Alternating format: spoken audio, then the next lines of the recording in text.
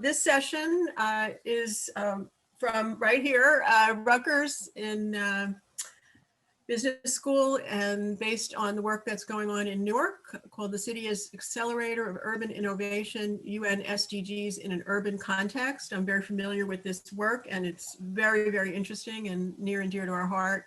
And we have with us today Dr. Professor Jeff Robinson and Professor Lyneir Richardson. You can take it away. All right. Thank you all for being here. And congratulations to Gina and all those who have been organizing a wonderful event. You know, I know COVID got us changing things up a little bit, but I am very optimistic that getting together like this has some value. So thanks for doing it. And thanks for modifying it. I know there's a lot of conferences out there that are just trying to do like the exact same timeline and putting people on Zoom for like 8 hours for a day, and that's not what you did. You spread things out and gives us actually more of a chance of an opportunity to visit and see other sessions. So thank you to Gina and all the organizers. You heard the title of our session. I'm going to talk a lot about how the work that we're doing at our Center for Urban Entrepreneurship and Economic Development fits in line with some of the objectives of this conference, and more particularly with the UN Sustainable Development Goals. So our focus has been on the urban context, whether that is in the US or beyond. We've done a fair amount of work outside the US, so we're interested in how these topics, urban entrepreneurship and economic development, factor into some of the issues around sustainability, inclusion, and development. Our center, we started back in 2008, so we're into our 12th year, which is hard to believe. I was there at the beginning. And when we think about how our center and its work intersect with the goals, I think you can see that we have some areas that are highlighted here on this this slide. So in particular, number 1, 7, 8, 9, 10, 11, 13, 14, and 15. It's like, okay, why didn't you do all of them? In some way, we do touch all of them with some of the projects and things that we'll talk about here in a few minutes. A lot of our work, we have sort of direct impact in particular areas, certainly around poverty and environmental sustainability from the standpoint of the social entrepreneurs that we're engaging. The whole concept of having an inclusive economy cuts across several of these items here around inequalities. We certainly do things in those spaces, and sustainable cities. So that's where we are thinking about our work. When I particularly think about some of the things that I've been writing lately, Lyneir will share with you some of his own work. My thoughts have to do with this idea of urban innovation, sometimes as a precursor to urban entrepreneurship. In a recent piece I wrote with Amol Joshi and Letitia Vickery-Dearman and Ty Inouye, we were looking at urban innovation sort of intersecting with policy and entrepreneurship. And when we thought about what urban innovation was, we defined it this way. It's a break from common practice to develop long-lasting transformations in urban communities, neighborhoods, and cities. And so that is a lot of the emphasis of our work. We have an urban focus, doesn't always play out in an urban area, but that's our focus. And we're looking for innovative solutions to some of the problems that are happening in these communities, neighborhoods, and cities. And those problems range from just what resources are available for entrepreneurs in these communities or in the neighborhoods. It has to do with job creation. It has to do with, in some cases, giving people a second chance who've been incarcerated, and making sure they have economic options where lots of those options are sort of cut off because they've served time. And then, of course, there are all of the sustainable ventures. Those folks who are involved in thinking about sustainability whether that is buying local or being a green business or transforming into green businesses, and the like. So those to us, in many cases, they're very innovative businesses, and they are, again, trying to address problems. One of our other themes is that this type of innovation and this type of entrepreneurship is not just a social imperative. Some people think, oh, well, we need to have an inclusive economy, racial justice, thinking about social justice issues. But ultimately, we believe it's also an economic imperative. And so the hashtags I got down there, sometimes you might see those on various social media platforms. You could follow those hashtags and find out what other people are doing. Sometimes it's us talking about some of our work.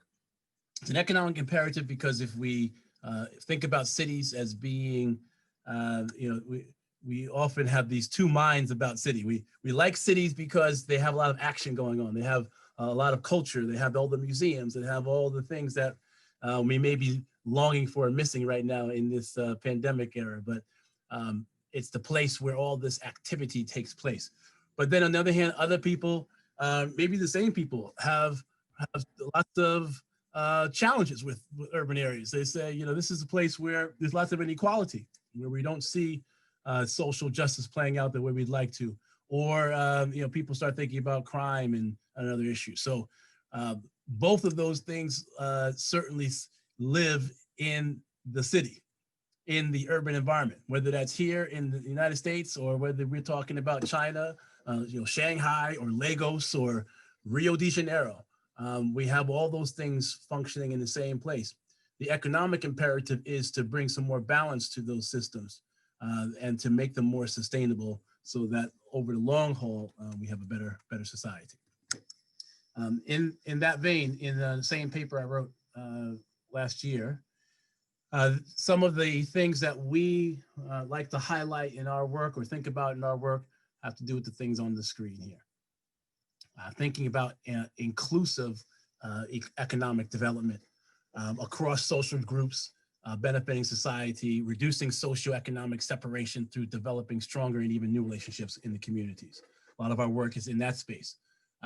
We also think about trying to find lots of innovative activities that can build upon one another. And so some of our work, we partner with large corporate entities in an effort to make some headway on issues where we can leverage their resources to support our efforts and the efforts of others. And then the last point there, inclusive growth as an outcome.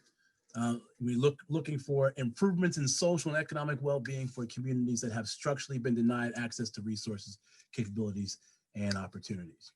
So these points underlie our work. So what do we do? What I'll do is I'll introduce this slide with a little bit about the advice we give to urban areas. And then I'll bring in my colleague, Lyneir Richardson, to talk about some of the things that we do. We'll probably go back and forth. Then we'll give you a chance to ask us questions. But let me pause right here on this slide with Rutgers Q's our advice to urban areas. 3 areas we certainly do work, but we get a lot of calls. We get people from different cities around the country and around the world who say, all right, so what have you figured out after 12 years of being a center at Rutgers? So here are 3 things. 1, engaging anchor institutions that, just as I was saying a moment ago, a lot of what we're talking about in terms of economic development can be driven or supported by the large institutions in a particular city. You got to figure out who they are. In Newark, New Jersey, there's some big corporate players there. There are systems that are set up and supported by the big corporates. For us, it's the energy company, it's the big insurance company, it's the company that is the big electronics company, or the healthcare company. I mean, those companies are often the similar type of companies that exist around the United States in urban areas. They are the ones that are engaged in the conversation, pushing them to make some real commitments around hiring locally, around contracting with local small businesses, and buying locally. Those are the kinds of things where our center is very helpful in helping people to understand from a practice perspective how to do it. Second one in the middle there should be very obvious, assisting all kinds of small businesses. We have various programs, which we'll talk about a couple of them, that support businesses that are growing, that are hiring people, supporting these small businesses as they engage some of the large corporates, and even the university for that matter. How does a small company become a supplier to the university, provide services to the university? And then a third area, which is certainly in my wheelhouse, is supporting social entrepreneurs. They're different than the other two categories we talked about. Social entrepreneurs as champions of inclusion, champions of social justice, but also doing that within a business model that's sustainable, and supporting them to be able to do some of the work in youth development, in the area of employing folks who've been incarcerated, directly addressing environmental issues and environmental justice, or education. I mean, these are just examples of the kinds of social entrepreneurs we've supported as they've been developing their ideas and as they grow. So that gives you an overview, and I want to turn it over to my colleague, Lyneir Richardson. Let's see if he wants to talk about any of these, or maybe he wants to just talk for a moment to see what I missed. What would you like to do, Lyneir? You're on mute there. Great. Hello, everyone. I think I will add to this. I like to have a little fun with, I'll call it some alliteration today, right? And so when I think about how our work really relates to the SDG goals, I think about data, deal making, and dollars. I call it vehicles and vessels, and then the narrative and the numbers, right? So every time people ask us, well, how does what you do relate to the SDG goal number 8 of economic growth? Or how does what you do relate to the goal number 10 of reducing inequality? Or sustainable communities or stronger urban areas? At its root, from my vantage point, it's data, deal making, and dollars. It's vehicles and vessels, and it's the narrative and the numbers. And let me just explain what I mean by that. So our data work has typically, the economic development officials have been advocates for a community, a place, trying to get resources to people and places that are overlooked or undervalued. And the data point is not just about advocacy, it really is using survey data, predictive analytic models, typologies of how communities are changing over time, and being able to make an intelligent case that an investment in this area will catalyze change, will bring about additional investment, will have, the big social impact goals that are, at the root of what we're all trying to accomplish.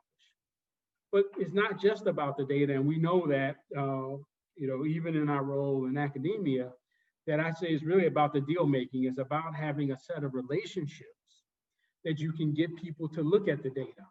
I remember when I first came to economic development, I thought once I had all of this information, I could just go and show it to people and say, you should be investing in this area. And I remember looking up the definition of the word ignorant. And ignorant, what I remember, it's been 20 years ago now, is ignoring available information. And I was like, these people are ignorant, they're ignoring this information. And what I realized was it took a set of relationships, right? A deal making that get people to even read the report, to understand the nuances of the numbers and, how things were changing, to be able to even, the new knowledge we all are creating, to get it into people's hands, right? So it takes a deal making or a set of relationships with the economic developers, with the policymakers, with the investors to be able to see the impact that we want to have happen. And then dollars. When we launched a social enterprise, it always, in all of our programs at their core, have some emphasis on being able to get capital. So it's not just about the education, not just about the advocacy of the policy. It's like, all right, at the end of the day, will there be capital? Is there capital for the entrepreneurs to start and grow businesses? Is there systemic change? Like right now, given the another alliteration, pandemic, the protest, and the political pandemonium, right? Right now, there's a real moment in time where people are saying, all right, what are the systemic changes that are needed? And we've been using our data and our position in the Rutgers platform to say, if you keep lending in the same way you're lending capital, if you keep allocating capital to the same people, you're not going to see the changes that we all want to see. Vehicles and vessels. And so what has to happen now is no longer just, showing people here's what the opportunity is, or here's why change is needed, is people are saying now, all right, we got programs, opportunity zone programs and other tax incentive programs, new market tax credits. But what's required now is the vehicle, the infrastructure, the organization that can accept the investment and can actually implement the change. And so, this work around creating new structures and creating new strategic partnerships, alliances with corporations and community development organizations, alliances with entrepreneurs, new types of social enterprises that can actually receive capital and drive the changes that will bring about more inclusive development and inclusive economic growth and sustainable communities. That work is really relevant now. So is it a new enterprise? Is it a new place where the money could be deposited and then ultimately reinvested? Where does it come? So right now, I see so often that there's this disconnect. There are people in the communities crying for additional resources, or pointing out the problem, or pointing out the systemic inequality. And you'll see, Nike announces $100 million, or, PNC Bank announces, a $1 billion commitment over the weekend, or, JP Morgan Chase. But there's a disconnect, and that disconnect, I believe, are vehicles and vessels that can make the connection between the macro corporate announcements and the micro enterprises that are actually doing the work. And then finally, the narrative and the numbers. So much of this work is about storytelling. It's about the academic research we do. It's about communicating why getting investment is important, why the economic growth goals related to SDG, why it's really relevant to the urban neighborhood in Newark, right? Why reducing inequality is related to income inequality, is related to issues like racial wealth gap, right? So it's sort of telling those stories and doing the research, that it's the narrative that has to work. But at the end, I think in academia, we talk about it as, sort of the impact measurements and the metrics. In our social enterprise work, we talk about it as return on investment, or at least return of investment. Right? So the numbers part is, we all want to see this happen. Whatever the impact measurements are, whether that is, we invested $1 million and we got our $1 million back, we invested $1 million, we got $2 million back, we invested $1 million and crime decreased in an area, we invested $1 million and educational outcomes improved in an area, we invested $1 million in, the social determinants of health sort of implications, mortality rates, improved, or additional investment happened in the community, more people went to college. It's funny to think that investment in enterprises in communities can have this, this macro impact that are specifically in the wheelhouse as it relates to, the SDG goals. And I think our work right now, and I think what's fueling passion for the work for me is communicating. People don't think often that the SDG goals really relate to the ethnic, urban, and underserved areas. You know, I think it's macro and it's international, but Jeff and I and our rest of our team at CUNY and our colleagues in community development all working on trying to stitch this together, that income inequality, economic growth, and sustainable communities all come together and are part of the work that we do every day. So I'll stop right there. All right, so we're gonna do one more thing, and then we'll open it up to questions. We're gonna do a rapid fire round around some of our projects and programs. Yes. Let me share that slide. There we go. So Lyneir, I want you to just say a little bit about your course, and then I'll start talking about the next one, and then you can follow on. Okay, great. So I teach a course called Urban Entrepreneurship and Economic Development, both at the MBA level and the undergrad level. At the MBA level, it really is about both are sort of immersion. At the MBA level, there is an opportunity to work with small businesses in the community and around the country. I always talk about the core of the course from my perspective is helping our students see opportunities in people and places that other people overlook and undervalue. How do you look at an urban neighborhood and see a business opportunity? That there really are business solutions to urban problems. And so for our MBA students to really think about, not, I always say this is a business class, not the Blaustein School. So how do we think about not just what government should do or what someone else should do, but what could we do as business students and business people? In corporate executives, what's the role of entrepreneurship in driving inclusive economic growth and development? The undergraduate course is more of a, from my vantage point, more of an exposure, right?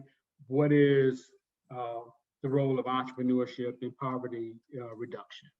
What is the difference between economic growth, economic development, and inclusive economic growth and inclusive economic development, right?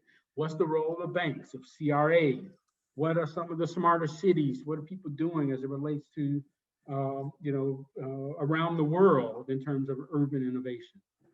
So enjoy the course a lot, and something that I think is really special about Rutgers, that our students get to work with entrepreneurs and really influence neighborhoods. All right, I'll talk about the second one, and I know you'll chime in here. Yes. A few years ago, we started thinking about and really observing how Black and Latinx tech entrepreneurs were in this case, were not receiving funding for their great tech ventures, and part of it we thought was a sort of system-wide type of problem where they weren't getting the opportunities and maybe didn't know about how the accelerators and other programs work. And so we decided to start off with an initiative that was funded by one of the foundations, a certain foundation, and do a pre-accelerator program for these tech entrepreneurs. Now, we had met these entrepreneurs over the last 5 or 7 years, but we just weren't seeing them get traction. So our thought was, if we want to adjust the economic sort of development that's happening in and around urban areas within the tech entrepreneurship sphere, we wanted to take a more active role in doing it. And that was nice, and it yielded some good opportunities for these entrepreneurs. But what we found next was that even with sort of the access to the accelerators and learning about how this sector works, there was still a missing piece, and it was a capital piece. It wasn't just human capital and social capital; it was financial capital. And I'll let Lyneir the reins from here. And I love this. Our Black and Latino Technology Initiative is the best example of we talk about the Center for Urban Entrepreneurship and Economic Development, CUE, as being a research and practitioner-oriented center. And Dr. Robinson has been a prolific scholar in inclusive innovation, almost defining the term, and his work around identifying how people of color were not applying for and receiving SBIR grants. We raised over $1 million from in government and philanthropic sectors to advance this work.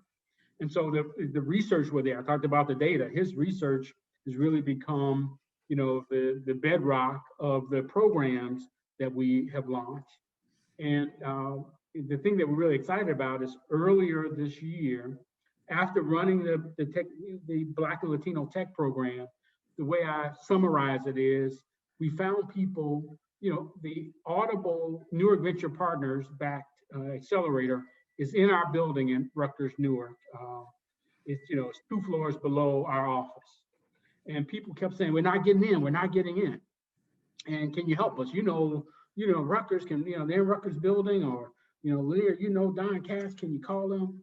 And our goal was, can we find people who were close? We went to the Newark Venture Partners and other accelerators and said, can you just, people that you thought were good or runner-ups, can you allow us to work with them for, 3 months? And we engaged Mukesh Patel, an outstanding, practitioner and tech entrepreneur and advisor, to be an advisor to these entrepreneurs. We now have some real breakout, program participants. We then raised something we call the Black and Latino Angel Investment Fund. We're excited about that as well, which we raised about $500,000 of capital to almost institutionalize the friends and family round. People always say, do friends and family, where because of Rutgers, we've been able to raise some capital that we can make the first $20 or $50 or $100,000 investment in entrepreneurs of color, companies that are led by them. So again, this work is intentional, it's unapologetic about, addressing, diversity and inclusion in the technology space. And I'm really excited about it. All right, so we'll go through these last few quickly, and Yep. We'll have plenty of time for questions. So job creation and inclusive economic development, one of our theses, you might say, around job creation is, it's proven out by research that I've done, other folks have done, that if you can empower some of the minoritized communities to have businesses and business development that includes creating 5, 10, 15 jobs as a starting point, then you start to transform the economic outcomes of the communities. And so one of our programs is called Entrepreneurship Pioneers Initiative, and it is in particular about trying to help businesses in this geographical area around our university, this greater Newark area or northern New Jersey, really trying to encourage businesses that have survived for 3 or 5 years, but are now ready for the next level of development. And so part of our capacity building is to help them to grow so that they can create more jobs. And that program has been very successful in doing that. I'm up on the latest numbers on. So again, through all of our programs, we're up to about 500 entrepreneurs. 70% of entrepreneurs of color, over 60% of women. A metric I often point to is we now have about 40% that are generating more than $1 million a year revenue. And that $1 million a year revenue for me is something I keep my eye on. It's a threshold. It's not the end all be all, but it's the first time that an entrepreneur is able to, there's some owner's comp, there's proof of concept, there's some customer satisfaction, right? There's a chance to talk to a bank or outside investors. So, there's a lot of companies that are right around that $1 million mark. Some are as much as $10 million, and we're really excited about that. The economic development in urban areas is work initially was a MacArthur Foundation funded sort of research project that's really morphed into a social enterprise that's focused on helping people of color own commercial property in areas, right? One of the things that I'm excited about, just sort of learning and communicating, is that one of the ways, certainly in America, probably across the world, wealth is created by owning assets that generate revenue and appreciate over time. And commercial real estate, historically in America, has been one of those vehicles that generates revenue and appreciates over time. And so if we're going to address inclusion and diversity and racial wealth gap and systemic inequality, one of the ways to do that is helping more people of color own property that generates revenue. And business assets can be put in the same vein, but this is specifically around owning commercial property on commercial corridors in ethnic, underserved, and changing neighborhoods. And last but not least, social entrepreneurship development. In our home state of New Jersey, we hosted a New Jersey Social Entrepreneurship Summit. And this is a gathering of social entrepreneurs and providing some resources in partnership with the state of New Jersey's Office of Faith-Based Initiatives, the Support Center, the Forward Ever Sustainable Business Alliance, and the Pro Bono Partnership for Legal Services. We've collaborated to support social entrepreneurs who are looking at all kinds of different issues, certainly related to UN SDGs. But again, we see our role as providing some capacity building. And for some, we're providing them an entry point to something that they may not have thought about before. People have lots of skills to develop in, say, corporations, and then when they are ready to leave, or in some cases, downsizing and things happen, they start following their passion. Then they start to think about, how do I put what we often think of as disparate worlds of social impact and business, and pull them together into ventures that are making a positive impact in society. And so we have efforts in that space. I think that's enough. I think that gives people enough to think about, maybe, and ask questions.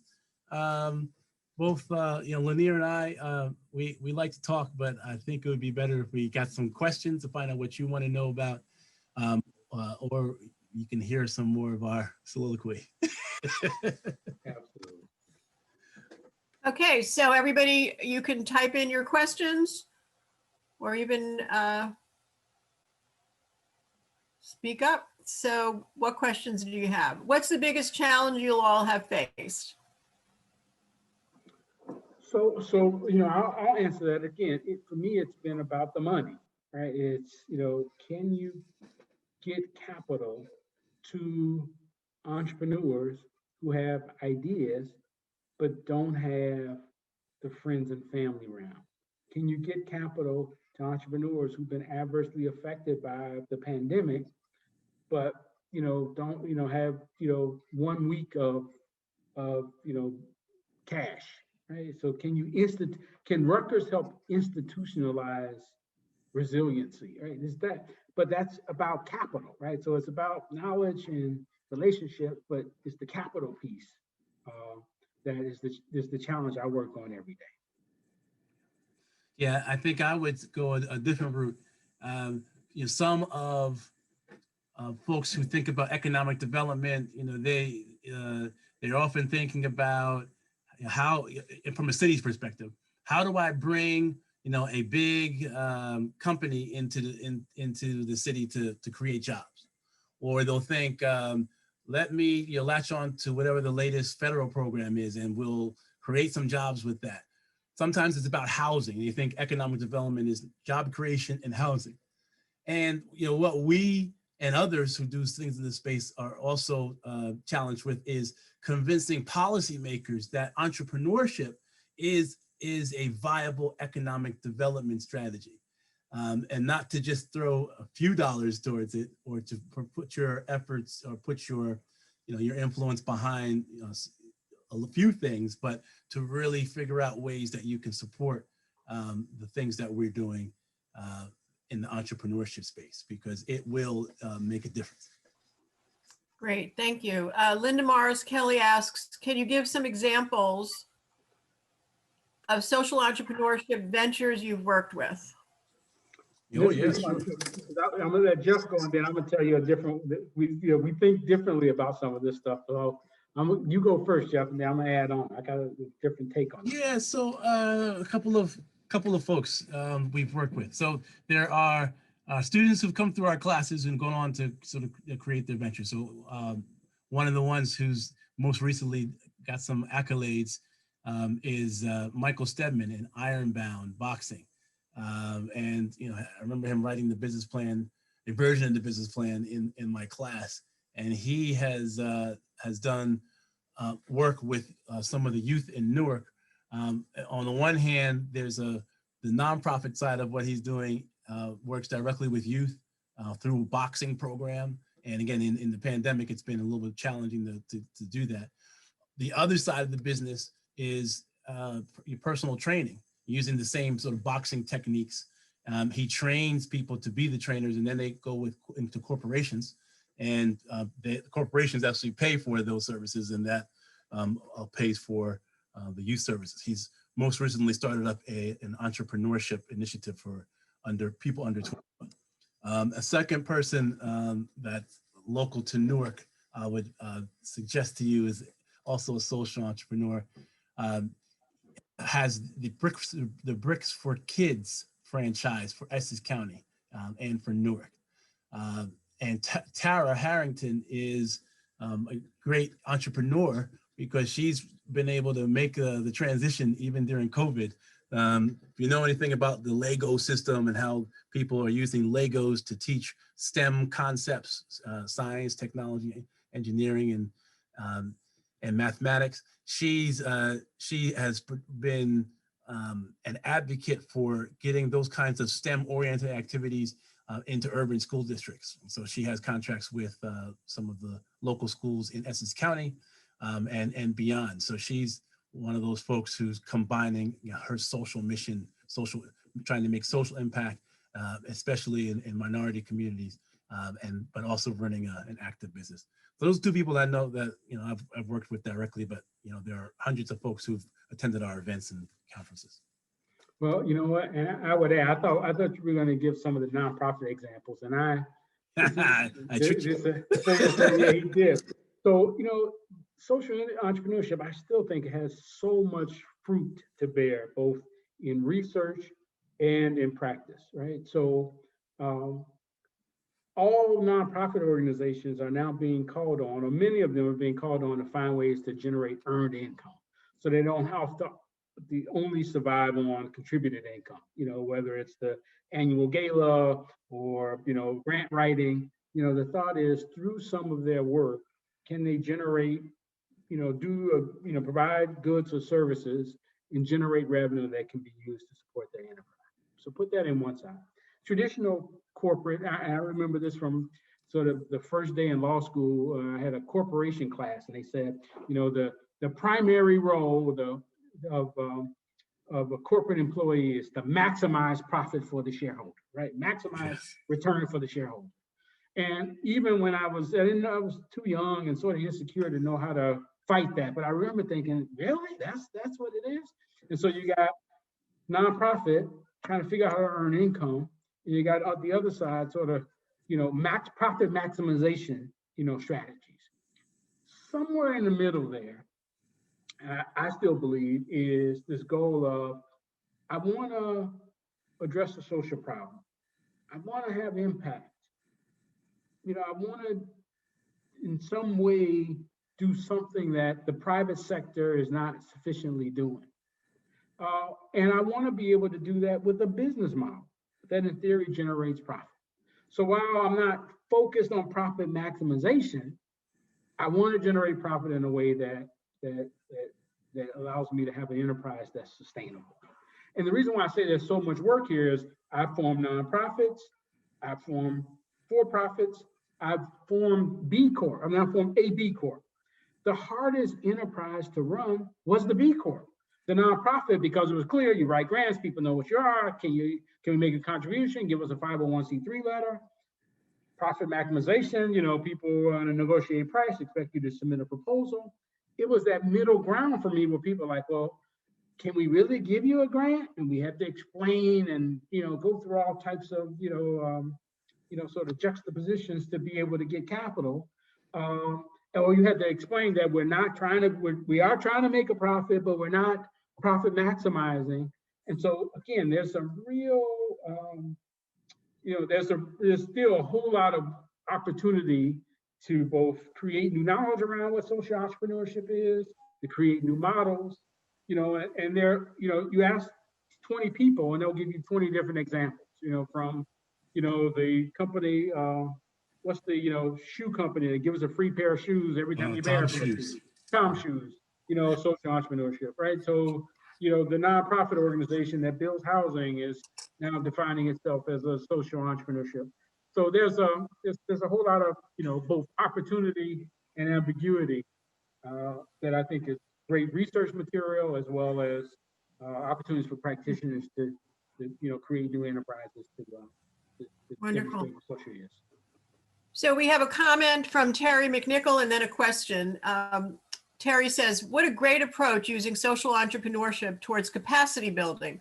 Are students aware of the legacy of Newark as an industrial and design innovation hub of art, science, history, and technology, all on display at the state's largest museum in the state? The objects are actual containers of ideas of this legacy. Any comments on that? I try to show a little bit of that in our class, I think, and I got to give credit, Dr. Jeff Robinson, Dr. Arturo Osario, they created this urban entrepreneurship class, right? And so this thought of making it immersive, getting students out into the neighborhood, working with businesses, going into buildings, we do a walking tour. We go in the Haynes building, we see the new project under development, we go and see what's happening at the Performing Arts Center. It's something I think really special about Rutgers, that is, making, sort of immersion and exposure to, the great things happening both in the city of Newark and across the state, letting people get hands-on exposure and experience with it. Great. And here's a question from Michael. What is your advice for any foreigners wanting to go to the US to set up businesses? Is this the Michael or is it a Michael? Which Michael is this? Well, again, I don't know where that question is coming from. There for the longest time there was the EB-5 program, and people were saying, "Oh, all you got to be is entrepreneurial, be willing to invest X number of dollars, and you too can have a green card." And that program's been talked about in good ways and in bad ways. So there are lots of business opportunities in the U.S., but the whole visa and investment opportunity piece is a little bit cloudy right now because it really depends upon the administration. Yeah. All right. Any other questions or comments?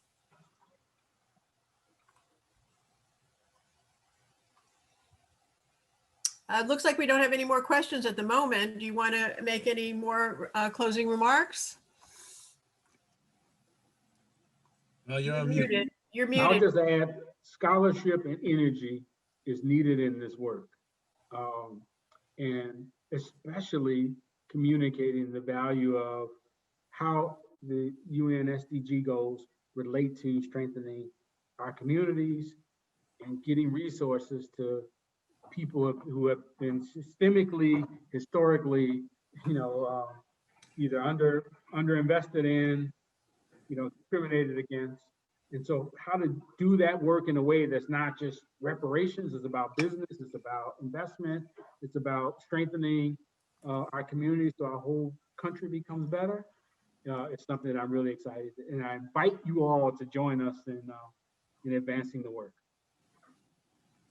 Wonderful. Anything else you want to say, Jeff? No, I think that was a good place to close things up. Okay, well, it was a great pleasure to have you today. You'll send us your slides and we're going to post them along with the recording on our website. And we wish you great success, and I hope people will follow up with you because the work you're doing is so important and really needed desperately now, more than ever.